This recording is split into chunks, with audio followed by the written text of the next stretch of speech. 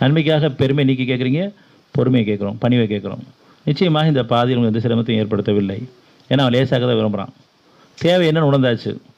எனக்கு பொறுமை வேணும், என்ற பொறுமையே இல்லை, அவசரம் கூடாது, பெருமை இருக்குது, பெருமை கூடாது, பொறாமை கூடாது, கோபங்கள் கூடாது, மனசில் குரோதங்கள் கூடாது, பயமை கூடாது, வெறுப்பு கூடாது, இன்னும் சந்தேகம் கூடாது, மனைச்சியல் கூடாது, மானக்கேடல் கூடாது, கேளிக்கைகள் கூடாது, விளையாட்டுகள் கூடாது, எல்லாம் தெரியும்.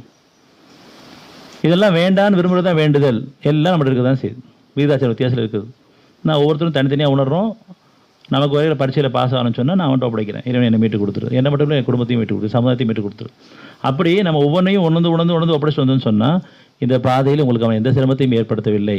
அல்லாஹ் உங்களுக்கு லேசாக்கவே விரும்புகிறான்.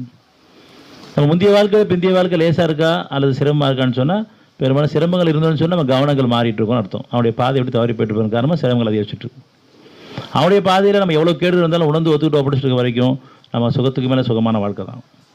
அவன் நினைவில் இருக்கிற வரைக்கும் அந்த ஒருத்தனை ஏற்றுக்கிட்டு அவன்கிட்டே ஒப்படைச்சு என் வாழ்க்கையை முழுமையாக நீ பொறுப்பேற்று நடத்து, என்னையும் சந்தையிலையும் பொறுப்பேற்று நடத்து, என் சமுதாயத்தை நீ பொறுப்பேற்று நடத்து, எங்கள் பொறுப்பு விட்டுறாது நம்ம ஒப்படைச்சிட்டு இருக்கும் பொழுது நம்முடைய வாழ்க்கை சுகத்துக்கு மேலே சுகம்.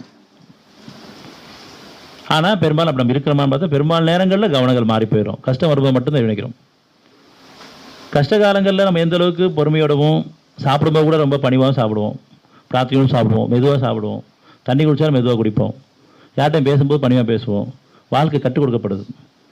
நடக்க முடியாது, மெதுவாக நடப்போம், மெதுவாக ஏறுவோம், மெதுவாக இறங்குவோம். அதுவும் பிரார்த்தனை கலந்துருக்கும். எப்பயுமே எந்த நேரமும் நினைகள் இருக்கும்போது நல்லபடியாக இருக்கும்பொழுது அதோடு அதிகரிக்கணும். நம்ம யாரும் கஷ்டத்துக்குள்ளே போகாதவும் கிடையாது, அனுபவிக்கவும் கிடையாது.